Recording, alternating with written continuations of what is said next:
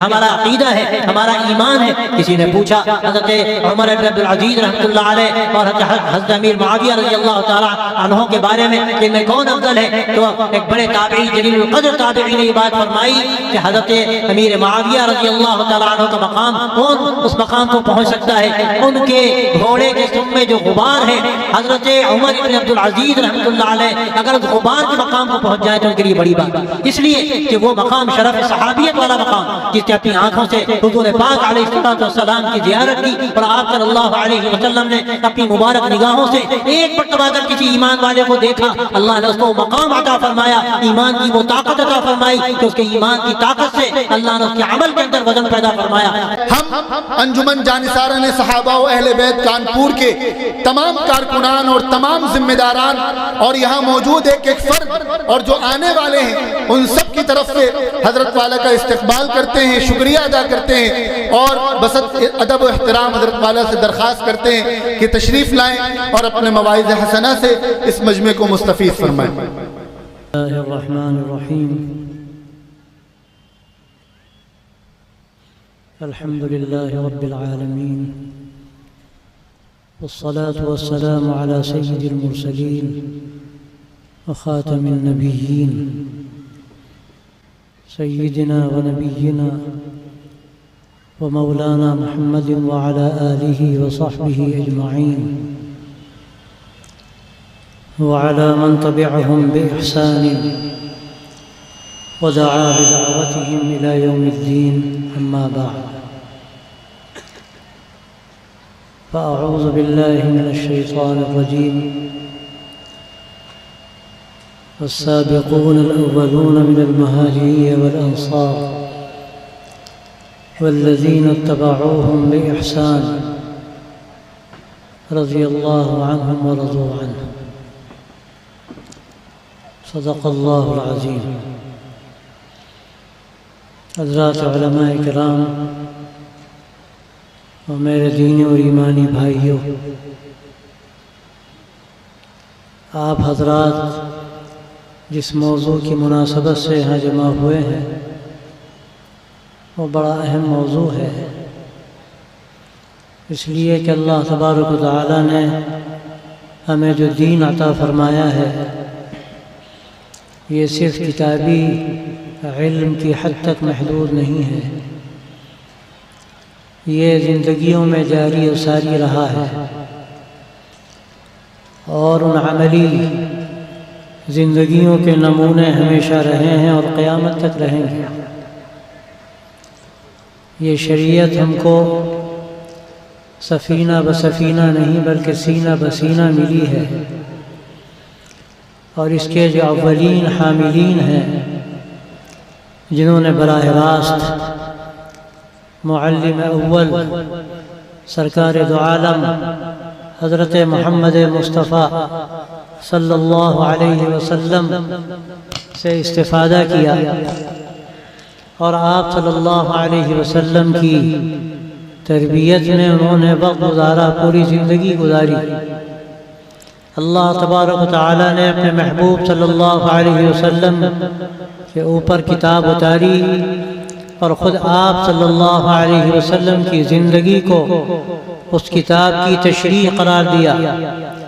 وَأَنزَلْنَا إِلَيْكَ الذِّكْرَ لِتُبَيِّنَ لِلنَّاسِ مَا نُزِّلَ إِلَيْهِمْ، یہ ارشاد فرمایا کہ ہم نے آپ کو یہ نصیحت کی کتاب عطا فرمائی ہے تاکہ آپ ان کی طرف جو کچھ اتارا گیا اس کی وضاحت فرما دیں،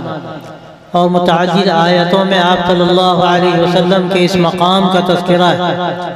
آپ کی حیثیت یہ نہیں ہے کہ قرآن مجید آپ صرف الفاظ کی حد تک پہنچا دیں،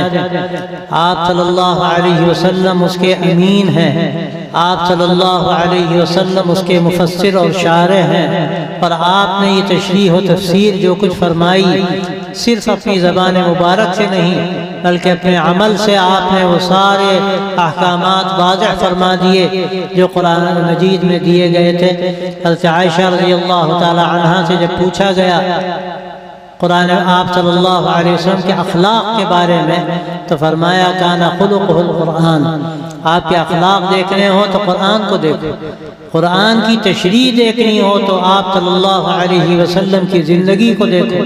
میں آپ سے صاف کہتا ہوں اس دور کے جو فتنے ہیں ان میں ایک بڑا فتنہ یہ ہے کہ لوگ سمجھتے ہیں کہ ہم قرآن مجید کو خود ہی سمجھ لیں گے، ہمیں سیرت کی ضرورت نہیں، ہمیں سلف کے فہم کی ضرورت نہیں، اور یہ ایک بہت بڑی بھول ہے۔ یاد رکھیے قرآن مجید کا صحیح فہم جبھی حاصل ہو سکتا ہے جب قرآن مجید کے اصولوں کے مطابق، قرآن مجید کی تشریح کے مطابق، قرآن مجید کی آیتوں کے مطابق ہم قرآن مجید کو اللہ کے نبی صلی اللہ علیہ وسلم کی زندگی سے سمجھیں، آپ صلی اللہ علیہ وسلم کے ارشادات سے سمجھیں گے۔ آپ نے جو کچھ فرمایا اس کا درجہ بھی وحی الہی کا ہے، ما ينطق عن الهوى ان هو الا وحی یوحى، آپ اپنی طرف سے کوئی بات نہیں فرماتے، اللہ کی طرف سے وحی ہوتی ہے۔ یہ قرآن مجید اس کی حیثیت وحی متلو کی ہے، اور آپ صلی اللہ علیہ وسلم نے جو کچھ ارشاد فرمایا اس کی حیثیت بھی وحی کی ہے، وہ وحی غیر متلو ہے، اس کے احکام الگ الگ ہیں، لیکن اپنے مرتبے میں ہمیں اس طرح یقین کرنا ہے، اس طرح ہمیں اپنے ایمان کو مضبوط کرنا ہے قرآن مجید کی آیتوں پر کہ وہ بھی اللہ کی طرف سے ہے، اس کا ایک ایک حرف اللہ کا، اس کا ایک ایک نقطہ اللہ کا۔ اسی طرح ہمیں سمجھنا ہے کہ آپ نے جو کچھ فرمایا وہ الفاظ آپ صلی اللہ علیہ وسلم کے ہیں، لیکن ایک ایک حکم وہ اللہ کی طرف سے آپ کو دیا گیا، آپ کے قلب اطہر پر اس کو نازل کیا گیا، اور آپ صلی اللہ علیہ وسلم نے اس کو بیان فرمایا۔ اللہ کا فیصلہ تھا، قرآن مجید بھی اترا، اللہ نے اپنے نبی کو بھیجا قرآن مجید کی تشریح و توضیح کے لیے، اس کی عملی نمونے کو پیش کرنے کے لیے، اور صحابہ رضی اللہ تعالی عنہم کو اللہ نے کھڑا کیا۔ حضرت شاہ ولی اللہ دہلوی رحمۃ اللہ علیہ نے لکھا ہے کہ یہ بعثت مقرونہ ہے، یہ بعثت مقرونہ ہے، جس طرح اللہ کے نبی کو بھیجا گیا اسی طرح اللہ تبارک و تعالیٰ نے ایک امت کو برپا کیا آپ کے ساتھ، اور یہ امت اس لیے برپا کی گئی کہ آپ صلی اللہ علیہ وسلم سے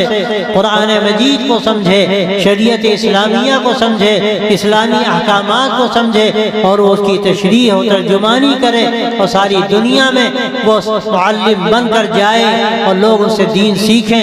یہ جماعت ہے حضرات صحابہ رضی اللہ تعالی عنہم کی، لیکن یہ جماعت صحابہ وہ ہے کہ جس طرح اللہ تبارک و تعالی نے انبیاء علیہ السلام میں فرق مراتب رکھا اور ارشاد فرمایا وَتِلْكَ الرُّسُلُ فَضَّلْنَا بَعْضَهُمْ عَلَى بَعْضٍ، بعض وہ انبیاء علیہ السلام تھے جن کو اللہ نے شرف ہم کلامی عطا فرمایا۔ انبیاء علیہ السلام میں اللہ نے حضرت ابراہیم کو مقام خاص عطا فرمایا اور ان کو اپنا خلیل بنایا۔ انبیاء علیہ السلام میں اور بہت سے حضرات انبیاء علیہ السلام میں جن کو خاص شرف بخشا گیا، لیکن ان میں سرکار دو عالم حضرت محمد عربی صلی اللہ علیہ وسلم کو مجموعہ کمالات بنایا گیا، سردار انبیاء بنایا گیا۔ یہ فرق مراتب ہے حضرات انبیاء علیہ السلام میں، اور یہ ہمارا ایمان ہے کہ ہم ہر نبی پر ایمان لاتے ہیں، ہر رسول پر ایمان لاتے ہیں، ایمان لانے میں کوئی فرق ہرگز نہیں کرتے، لیکن یہ ہمارا عقیدہ ہے کہ ان میں فرق مراتب ہے۔ جو مقام حضور پاک علیہ السلام کا ہے وہ مقام دوسرے انبیاء علیہ السلام کا نہیں ہے، اور اس کے بعد جو مقام حضرت ابراہیم علیہ السلام کا ہے وہ مقام دوسرے انبیاء علیہ السلام کا نہیں ہے۔ اسی طرح اللہ تبارک و تعالیٰ نے اپنے نبی کے ساتھیوں کو یہ مقام بخشا ہے اور شرف صحابیت کے ذریعے ان کو بلندی عطا فرمائی کہ ہمارا یہ ایمان ہے کہ جس نے بھی حضور پاک علیہ السلام کو ایمان کی حالت میں دیکھا، اور اگر وہ نابینا ہے اور اپنی آنکھ سے نہیں دیکھ سکتا تھا، آپ صلی اللہ علیہ وسلم کو دیکھنے کے لائق تھا، آپ کے ساتھ وقت گزارا اس نے، چاہے تھوڑا سا وقت گزارا ہو، اگر ایمان کے ساتھ وہ وقت گزرا ہے تو اس کو شرف صحابیت حاصل ہے، اور یہ وہ شرف ہے کہ اللہ تبارک و تعالیٰ نے اس شرف کے آگے کوئی شرف نہیں رکھا۔ انبیاء علیہ السلام کے بعد اور شرف نبوت کے بعد اللہ نے شرف صحابیت رکھا، لیکن پھر حضرات صحابہ میں فرق مراتب ہے۔ بعض وہ ہیں جن کو اللہ نے اونچا مقام دیا دیا، والسابقون الاولون من المہاجرین والانصار، جو سابقین اولین کہلاتے ہیں ان میں بھی حضرات مہاجرین اور بھی حضرات انصار، ان میں جو اصحاب بدر ہیں، اور پھر اس کے بعد فرق مراتب ہے، ان کو جو صلح حدیبیہ میں شریک ہوئے،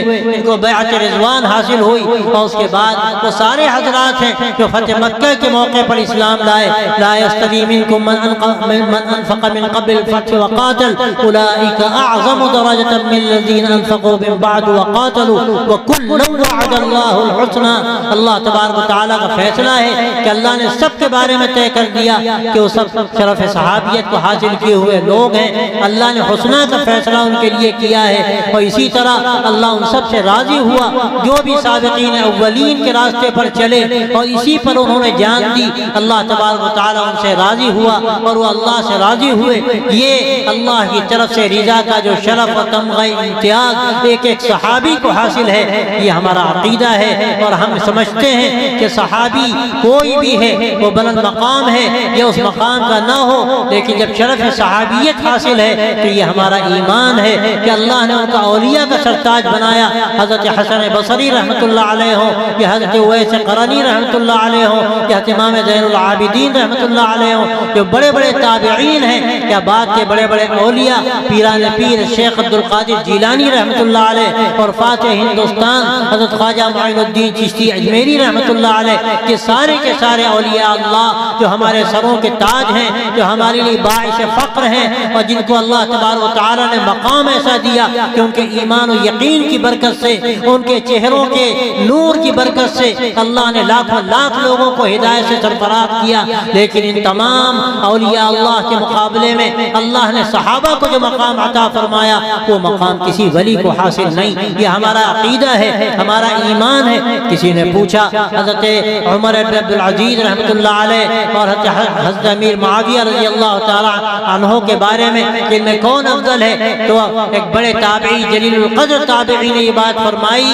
کہ حضرت امیر معاویہ رضی اللہ تعالی عنہ کا مقام، کون اس مقام کو پہنچ سکتا ہے؟ ان کے گھوڑے کے سم میں جو غبار ہے، حضرت عمر بن عبد العزیز رحمۃ اللہ علیہ اگر اس غبار کے مقام کو پہنچ جائے تو ان کے لیے بڑی بات، اس لیے کہ وہ مقام شرف صحابیت والا مقام، جس نے اپنی آنکھوں سے حضور پاک علیہ السلام کی زیارت کی، اور آپ صلی اللہ علیہ وسلم نے اپنی مبارک نگاہوں سے ایک مرتبہ اگر کسی ایمان والے کو دیکھا، اللہ نے اس کو مقام عطا فرمایا، ایمان کی وہ طاقت عطا فرمائی کہ اس کے ایمان کی طاقت سے اللہ نے اس کے عمل کے اندر وزن پیدا فرمایا۔ حدیث میں آتا ہے کہ تم میں کوئی احد پہاڑ کے برابر صدقہ کر دے تو صحابہ کے مد یا نصف مد کے برابر وہ ہرگز نہیں ہو سکتا۔ کہ مقام کہاں سے ملا؟ ان کی ایک رکعت ہماری ہزاروں رکعتوں پہ بھاری ہے۔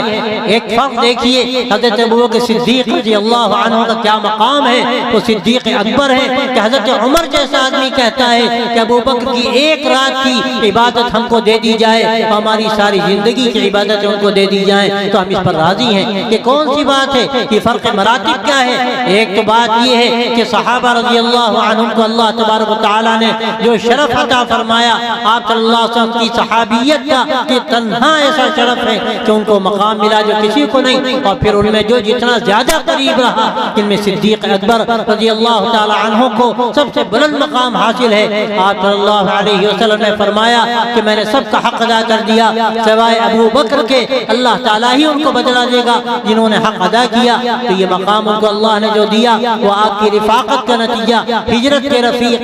شروع دن سے ان کو رفیق غار کہا جاتا ہے۔ اللہ تبارک و تعالیٰ نے ان کو یہ مقام آپ کی صحبت سے دیا، اور جتنا جو قریب تھا آپ صلی اللہ علیہ وسلم سے تو اتنا ہی زیادہ مقام بلند رکھنے والا۔ آج کے اس اجلاس میں جو بات ہمارے سامنے رکھی جانی ہے اور جو عنوان ہے آپ کے سامنے، وہ حضرت حسن رضی اللہ تعالی عنہ کا تذکرہ ہے۔ وہ ظاہر ہے حضرت حسن رضی اللہ عنہ کا ذکر ہوگا تو حضرت حسین رضی اللہ عنہ کا ذکر ہوگا۔ آپ صلی اللہ علیہ وسلم نے ان دونوں حضرات کا اکثر و بیشتر ایک ساتھ ذکر فرمایا، الحسن والحسین سیدہ شباب اہل الجنہ۔ یہ دونوں حضرات حسنین جن کو کہا جاتا ہے، یہ دونوں نوجوانان جنت کے سردار ہیں۔ آپ نے فرمایا ہے کہ ہما ریحانتایا من الجنہ فی الجنہ، کہ وہ جنت میں میرے گویا پھول ہیں، میرے لیے خوشبو ہیں دونوں جنت کی۔ اللہ تبارک و تعالیٰ ان دونوں کو جو مقام دیا، بعض روایتوں میں آتا ہے کہ آپ نے فرمایا کہ اللہ میں ان دونوں سے محبت کرتا ہوں، تو بھی ان سے محبت فرما۔ اور حضرت حسن رضی اللہ تعالیٰ عنہ کے بارے میں ایک مرتبہ آپ نے یہ بات فرمائی، اور یہ بات ایسی ہے کہ صرف انہی سے متعلق نہیں بلکہ امیر معاویہ رضی اللہ تعالیٰ عنہ سے بھی متعلق ہے۔ آپ نے فرمایا تھا ان ھذا ابنی سید سیصلح اللہ بہ بین فئتین عظیمتین من المسلمین، کہ یہ میرا بیٹا سردار ہے۔ یہ بخاری شریف کی روایت ہے کہ میرا بیٹا سردار ہے، اللہ تبارک و تعالیٰ اس کے ذریعے سے مسلمانوں کی دو بڑی جماعتوں میں صلح کرائے گا۔ آپ صلی اللہ علیہ وسلم کی یہ پیشین گوئی تھی۔ حضرت علی کرم اللہ وجہہ سے جو اختلاف ہوا، حضرت امیر معاویہ رضی اللہ تعالی عنہ کا، اور ابھی جو بات کہی گئی کہ مشاجرات صحابہ بھی حقیقت میں کرائے گئے، اور اس لیے کرائے گئے کہ قیامت تک جو منازعات ہونے ہیں کہ ان کے لیے بھی ایک نمونہ ہے کہ ایک طرف نزاع بھی ہے اور ایک طرف ہمدردی بھی ہے، ایک طرف ایک دوسرے کی مدد بھی ہے، ایک دوسرے کے جنازوں میں شریک ہو رہے ہیں، ایک دوسرے کی تجہیز و تکفین میں بھی شریک ہو رہے ہیں۔ یہ وہ نمونہ ہے جو قیامت تک کے لیے نمونہ ہے۔ حضرات صحابہ میں کتنے ہیں جن سے غلطیاں کرائی گئیں، میں صاف کہتا ہوں انہوں نے غلطیاں جو کی وہ خود اپنی گویا ذات سے نہیں کی، اللہ نے غلطیاں کرائیں تاکہ حدود کے بارے میں جو نظام شریعت ہے وہ ہمارے سامنے آئے، اس کے عملی نمونے سامنے آئے۔ کہ مشاجرات صحابہ بھی حقیقت میں اللہ کا ایک فیصلہ تھا تاکہ یہ نمونہ قیامت تک کے لیے ہمارے سامنے رہے۔ تو حضرت معاویہ رضی اللہ تعالیٰ عنہ نے حضرت علی سے اختلاف فرمایا، وہ ان کا اپنا اجتہاد تھا، اور حضرت علی رضی اللہ تعالیٰ عنہ نے جو فیصلہ کیا ان کا اپنا اجتہاد حق تھا، اور اس کے نتیجے میں بات آگے بڑھی اور نزاع ہوا اور وہ جھگڑا بہت آگے بڑھا۔ لیکن میں آپ سے عرض کرتا ہوں کہ حضرت علی رضی اللہ تعالیٰ عنہ کی وہ شہادت کے بعد حضرت حسن رضی اللہ تعالیٰ عنہ کو لوگوں نے اپنا امیر بنایا، ان کو خلیفہ بنایا گیا۔ چند ماہ گزرے، 6 مہینے گزرے، اور یہ خلافت راشدہ کا دور حقیقت تو یہ ہے کہ حضرت حسن رضی اللہ تعالیٰ عنہ کی صلح پر ختم ہوا۔ یہ پوری مدت 30 سال کا جو آپ صلی اللہ علیہ وسلم نے تذکرہ فرمایا الخلافت بعدی 30 سنہ، یہ پورے 30 سال حضرت حسن رضی اللہ تعالیٰ عنہ کی مدت پر مکمل ہوتے ہیں۔ لیکن یہ مدت کس طرح مکمل ہوئی؟ انہوں نے حضرت معاویہ رضی اللہ تعالیٰ عنہ سے صلح فرمائی، ان کو اندازہ ہوا کہ مسلمانوں کی خون کی ارزانی ہوگی۔ انہوں نے حضرت معاویہ سے درخواست کی کہ آپ ہاتھ بڑھائیے، ہم آپ کے ہاتھ پہ بیعت کرتے ہیں۔ انہوں نے بیعت کر لی، اور یہ عام الجماع کہلاتا ہے، اتفاق مسلمانوں میں۔ اس کے بعد ایسا ہوا کہ فتوحات کا دور شروع ہوا، اللہ تعالیٰ نے برکتیں عطا فرمائیں، اور حضرت حسن رضی اللہ تعالیٰ عنہ طول عمر جب تک رہے، حضرت معاویہ رضی اللہ تعالیٰ عنہ کو انہوں نے خلیفہ مانا۔ اور میں اور آگے واضح طریقے پہ کہتا ہوں کہ حضرت حسن رضی اللہ تعالیٰ عنہ کی شہادت کے بعد حضرت حسین رضی اللہ تعالیٰ عنہ نے ان کے حکم سے ذرا بھی سرتابی نہیں فرمائی۔ یہ نہیں ہوا کہ حضرت حسین رضی اللہ تعالیٰ عنہ بغاوت کرتے، بلکہ حضرت حسین نے بھی حضرت معاویہ رضی اللہ تعالیٰ عنہ کی خلافت کو تسلیم فرمایا، اور پوری مدت جو گزری، اور یہ مدت معمولی نہیں ہے، ایک طویل مدت ہے، تقریباً 20 سال کا عرصہ گزرتا ہے، لیکن حضرت حسین رضی اللہ تعالیٰ عنہ حضرت معاویہ رضی اللہ تعالیٰ عنہ کے ساتھ رہتے ہیں۔ یہ الگ بات ہے کہ حضرت معاویہ کے بعد جب یزید کا دور آیا تو ظاہر یزید کو سب جانتے ہیں کہ اس کی کیسی زندگی تھی۔ حضرت حسین رضی اللہ تعالیٰ عنہ نے اس کو خلیفہ تسلیم کرنے سے انکار کیا، اور انہوں نے پھر جہاد کیا، اپنی جان کا نذرانہ پیش کیا۔ حضرت حسن رضی اللہ تعالیٰ عنہ کی جو صلح تھی، یہ صلح بھی برحق تھی۔ حضرت حسین رضی اللہ تعالیٰ عنہ کو جو اپنے وقت میں اقدام تھا، یہ اقدام بھی برحق تھا۔ اور یہ دونوں حضرات وہ ہیں کہ نبی اکرم صلی اللہ علیہ وسلم کے انتہائی چہیتے، ایسے چہیتے کہ آپ نماز پڑھ رہے ہیں، آپ سجدے میں گئے، وہ آپ صلی اللہ علیہ وسلم کے اوپر چڑھ گئے، بچہ جیسے ہوتا ہے، اور آپ صلی اللہ علیہ وسلم نے ان کی محبت میں سجدہ طویل کیا۔ بعض روایتوں میں آتا ہے کہ آپ صلی اللہ علیہ وسلم خطبہ دے رہے ہیں، ان میں سے کوئی حضرت حسن یا حضرت حسین سامنے آتے ہیں، آپ نے برداشت نہیں ہوا، آپ اترے اور خطبے کی حالت میں آپ نے ان کو گود میں لیا۔ یہ دونوں وہ ہیں جو آپ کے آخری درجے میں چہیتے تھے، اور ان کی والدہ حضرت فاطمہ رضی اللہ تعالی عنہا سے جو تعلق تھا آپ صلی اللہ علیہ وسلم کو، آپ نے فرمایا کہ میرے دل کا ٹکڑا ہے، اگر کوئی اسے ناراض ناراض کرتا ہے تو وہ مجھے ناراض کرتا ہے۔ تو حضرت فاطمہ سے جو آپ کی محبت تھی اور پھر حضرت حسنین سے جو آپ کا تعلق تھا وہ آخری درجے کا ہے، اسی لیے آپ نے ان کو نوجوانان جنت کا سردار کہا۔ اور حضرت ابو بکر کے بارے میں تو حضرت عمر رضی اللہ تعالی عنہما کے بارے میں آپ نے فرمایا کہ یہ جنت کے جو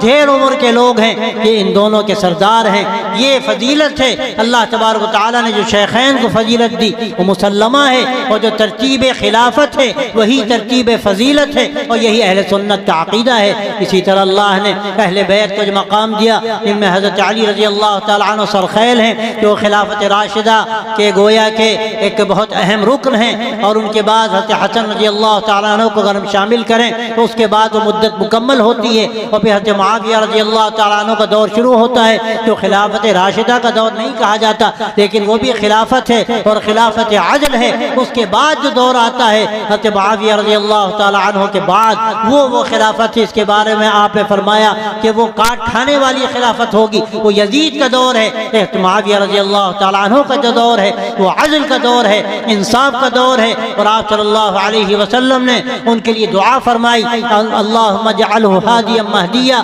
اور بھی روایتیں ہیں کہ حضرت معاویہ رضی اللہ تعالیٰ عنہ کی فضیلت ہے، ان کے بارے میں کہا جاتا ہے آپ نے ان پر یہ اعتماد فرمایا کہ آپ نے ان کو کاتب بنایا اور اہم مواقع پر آپ نے چیزیں ان سے لکھوائیں، اور یہ بھی کہا جاتا ہے وہ کاتب وحی بھی تھے، اللہ نے ان کو بڑے مقامات سے نوازا۔ اور میں تو سمجھتا ہوں کہ ان کے لیے صرف شرف صحابیت ہی کافی تھا، گرچہ وہ آپ صلی اللہ علیہ وسلم کے زوجہ مطہرہ کے بھائی بھی ہیں اور بھی بہت سا شرف ان کو حاصل ہے۔ تو میرے دوستوں اور بھائیوں، اہل سنت کا جو معتدل مسلک ہے تو ہمیشہ یہ رہا ہے کہ ایک طرف صحابہ کا مقام و مرتبہ ہے، دوسری طرف اہل بیت کا مقام و مرتبہ ہے۔ صحابہ کی محبت اور اہل بیت کی محبت یہ ہمارے ایمان کی علامت ہے۔ آپ صلی اللہ علیہ وسلم نے یہ بات فرمائی ہے کہ صحابہ سے محبت یہ گویا کہ نبی پاک علیہ السلام کی محبت کا نتیجہ ہے، اور صحابہ سے اگر کوئی بغض کرتا ہے تو حقیقت میں نبی پاک علیہ السلام سے بغض کا نتیجہ ہے۔ اور آپ یہ بات فرمائی ترمذی کی روایت میں ہے کہ اللہ فی اصحابی،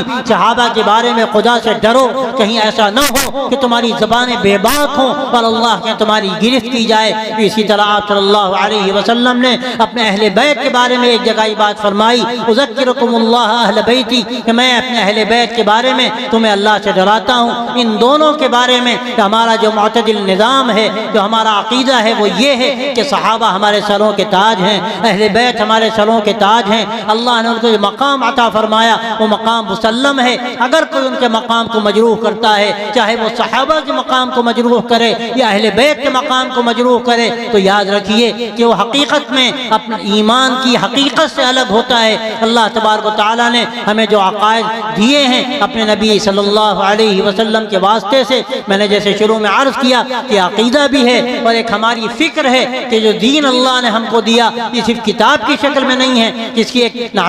عملی اس کے نمونے وہ طرز زندگی جو ہمیں ملا ہے صحابہ سے۔ سب سے پہلے صحابہ ہیں جنہوں نے دین کو سمجھا اور امت کو سمجھایا، اور اللہ نے صحابہ کو مقام عطا فرمایا تو جس ملک میں گئے وہاں کی دنیا بدل گئی، یہاں تک کہ لوگوں نے زبان اپنی چھوڑ دی صحابہ کی محبت کو دیکھ کر، ان کے اخلاق کی بلندی کو دیکھ کر، ان کے ایمان کی طاقت کو دیکھ کر۔ کتنے واقعات ہیں، حضرت سعد بن ابی وقاص رضی اللہ تعالیٰ عنہ کا واقعہ ہے کہ وہ ایران فتح کرنے کے لیے تشریف لے گئے، اور وہاں جو دریا تھا اس دریا کے پل ایرانیوں نے توڑ دیے۔ جب کنارے پہنچے تو پریشان ہوئے کہ کیا کریں، وہ جو حضرات ساتھ تھے وہ تیرنا نہیں جانتے تھے، وہاں کوئی دریا نہیں تھے، تو اب انہوں نے حضرت سلمان فارسی رضی اللہ، حضرت عمار بن یاسر رضی اللہ تعالیٰ عنہ سے پوچھا کہ عمار کیا رائے ہے تمہاری؟ حضرت عمار رضی اللہ تعالیٰ عنہ نے فرمایا اگر ہم انہی صفات پر ہیں، یہ جماعت، یہ مجاہدین کی جماعت اگر انہی صفات پر ہے جو صفات اللہ کے رسول سرکار دو عالم صلی اللہ علیہ وسلم نے پیدا کی تھی، تو ہمیں ڈرنے کی ضرورت نہیں، ہمیں آگے بڑھنا چاہیے۔ حضرت سعد نے دیکھا ان کی وہ ایمانی بصیرت اور وہ بصیرت افروز نگاہ ایسی تھی، بھاپ گئے۔ انہوں نے کہا اللہ کا شکر ہے کہ جماعت صحابہ وہ ہے جو اللہ کے نبی صلی اللہ علیہ وسلم کے بتائے ہوئے نظام پر، آپ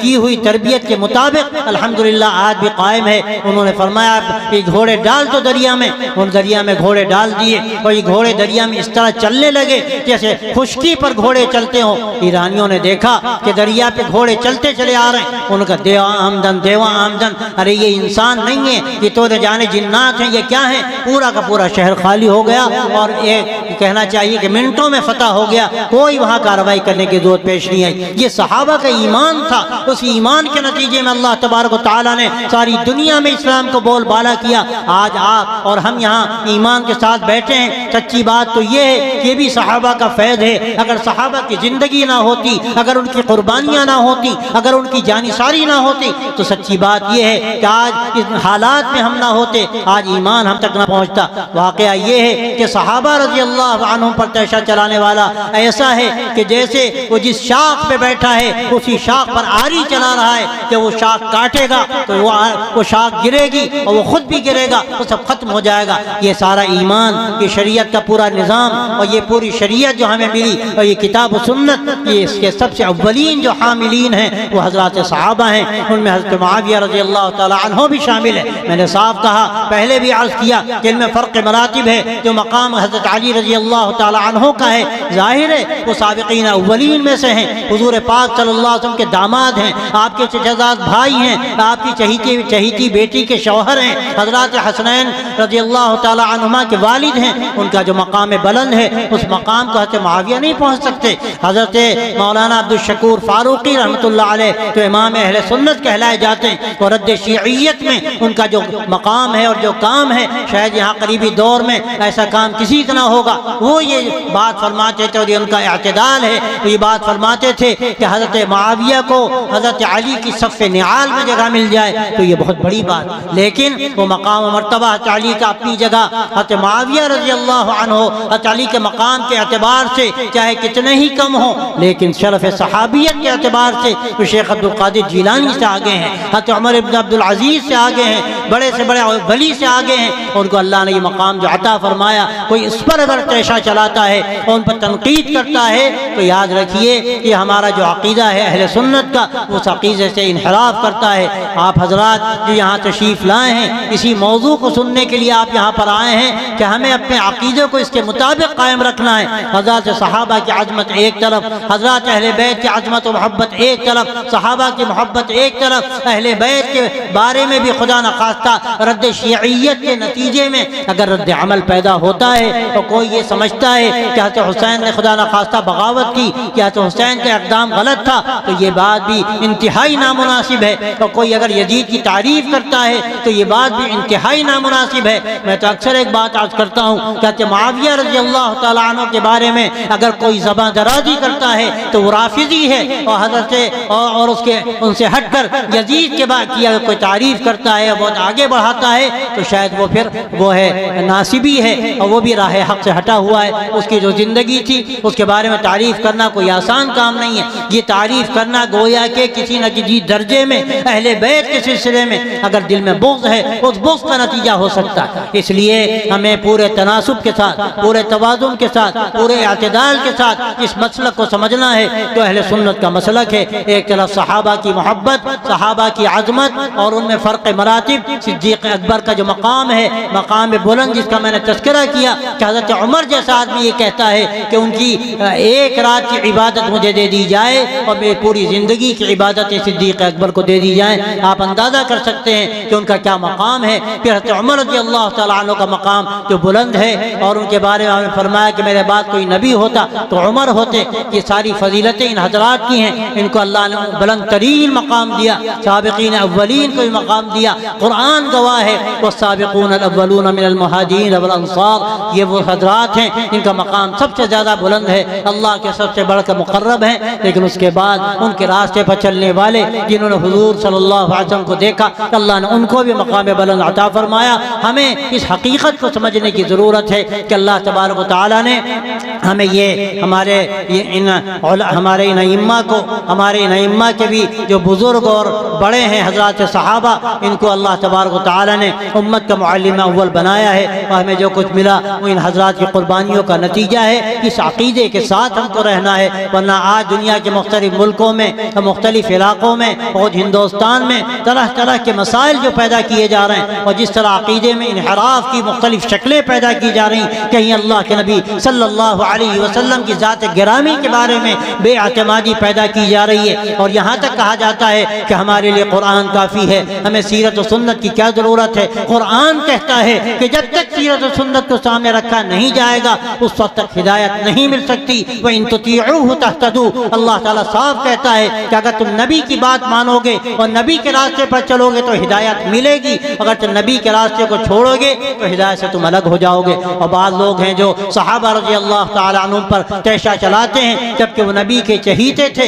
اور آپ صلی اللہ علیہ وسلم نے یہ بات صاف فرمائی کہ لا تتخذوہم غرضا من بعدی فمن احبہم فبحبی احبہم، میرے بعد ان کو نشانہ مت بنا لینا، ان سے ان کی محبت حقیقت میں میری محبت کا نتیجہ ہے۔ اگر کوئی ان سے محبت کرتا ہے تو میری محبت کی وجہ سے کرتا ہے۔ ظاہر ہے کہ ان کو جو شرف صحبت ملا، ان کو جو صحابی کہا گیا، وہ اسی لیے کہا گیا کہ اللہ کے نبی صلی اللہ علیہ وسلم کی ذات اقدس کے ساتھ ان کو وقت گزارنے کا موقع ملا، یہ ان کا مقام ہے۔ اور پھر اہل بیت، آپ کے ساتھ رہنے والے جنہوں نے آپ کو دیکھا، چاہے حضرت علی ہو، چاہے حضرات حسنین ہو، چاہے حضرت فاطمہ ہو، چاہے ازواج مطہرات ہوں، جن کے بارے میں قرآن مجید میں یہ آیت نازل ہوئی کہ اللہ تبارک و تعالیٰ تم سے گندگی کو دور فرمانا چاہتا ہے، لیذھب عنکم الرجس اہل البیت ویطہرکم تطہیرا، جس کو آیت تطہیر کہتے ہیں، یہ ازواج مطہرات کے بارے میں نازل ہوئی۔ اور پھر آپ صلی اللہ علیہ وسلم نے اپنی زبان مبارک کی واضح فرما دیا کہ ان اہل بیت میں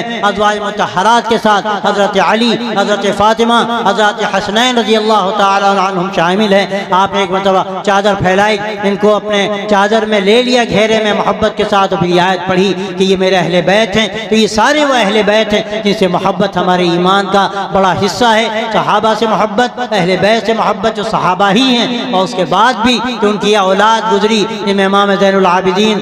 رحمہ اللہ جیسے لوگ اور بڑے بڑے کبار تابعین۔ یقیناً آدمی اگر کسی کو محبوب رکھتا ہے تو سچی بات تو یہ کہا جاتا ہے کہ اس کے محبوب کے در کا کتا بھی پیارا ہوتا ہے۔ تو ظاہر ہے کہ اللہ کے نبی صلی اللہ علیہ وسلم کی ذات گرامی سے جو محبت ہے ہم ایمان والوں کو، یہ ہمارے ایمان کی علامت ہے۔ اور آپ کی ایک ایک چیز سے محبت، آپ کی اداؤں سے محبت، آپ کی سنتوں سے محبت، آپ کے صحابہ سے محبت، آپ کے اہل بیت سے محبت، گھر والوں سے محبت، یہ ہمارے ایمان کا حصہ ہے۔ اس لیے ہمیں اسی ایمان کے ساتھ جینا اور مرنا ہے، اور پورے توازن کے ساتھ اور اعتدال کے ساتھ اپنے آپ کو قائم رکھنا ہے۔ انشاءاللہ اگر اس ہم یقین کو لے کر یہاں سے جائیں گے اور اس پیغام کو لے کر جائیں گے کہ ہمیں ایک طرف اپنے عقیدے کو مضبوط رکھنا ہے، ان کی عظمت کو قائم رکھنا ہے، اور دوسری طرف انہوں نے جس کے لیے جانیں پیچھے نچھاور کر دی، اپنے آپ کو قربان کر دیا۔ انشاءاللہ ہم بھی شریعت اسلامیہ کے لیے سب کچھ قربان کرنے کے لیے تیار ہیں، اور سب سے بڑھ کر یہ قربانی ہماری ذات سے متعلق ہے، ہمارے گھر سے متعلق ہے، رسم و رواج سے متعلق ہے۔ ہم یہاں سے یہ طے کر کے جائیں، ہمیں صحابہ کی زندگی پر اپنے آپ کو ڈھالنے کی کوشش کرنی ہے، ہمیں اسی پر جینا ہے اور مرنا ہے۔ کوئی کام بھی ہمارا شریعت کے خلاف نہ ہو، ہماری شادیاں شادی ہوں، ہم رشوت سے بچیں، ہم سود سے بچیں، ہم نشے سے بچیں، غلط کاموں سے بچیں، حق تلفی سے بچیں، ہم پڑوسیوں کا حق سمجھیں، اپنے اخلاق کی بلندی کا ہم اظہار کریں، اور دین کا صحیح نمونہ ہم امت کے سامنے پیش کریں جس طرح صحابہ نے امت کے سامنے نمونہ پیش کیا۔ آج یہ ہماری ذمہ داری ہے کہ اپنی زندگی سے ہم اسلام کی حقیقت ان لوگوں کے سامنے رکھیں جو آج شاید ناآشنا ہیں، جو آج واقف نہیں، جس کے نتیجے میں وہ بدگمان ہوتے ہیں، ان کی زبانیں دراز ہوتی ہیں، اور غلط اقدامات وہ کرنے پر بعض مرتبہ مجبور ہوتے ہیں۔ اگر اپنی زندگی ہم ایسی بنائیں جو صحابہ کی زندگی تھی، جو اہل بیت کی زندگی تھی، تو سچی بات یہ ہے کہ ایک انقلاب ہمارے سامنے آئے گا، اور یہی ہماری سب سے بڑی ذمہ داری ہے۔ میں امید کرتا ہوں کہ آج کے یہ اجلاس آپ کو ایک پیغام دے گا، آپ کی زندگیوں میں اور ہماری زندگیوں میں ایک تبدیلی پیدا ہوگی۔ ہم اس کی کوشش کریں گے کہ ہم اللہ کے بتائے ہوئے اور اس کے نبی صلی اللہ علیہ وسلم کے برتے ہوئے اور صحابہ رضی اللہ عنہم کے سارے عالم میں پھیلائے ہوئے اس نظام کو اپنے سینے سے لگائیں گے، اسی پر جئیں گے اور مریں گے۔ اللہ تعالیٰ ہم سب کو توفیق عطا فرمائے، آج کے اجلاس کو اللہ قبول کرے اور اپنی رضا کا ذریعہ بنائے۔ وآخر دعوانا الحمدللہ۔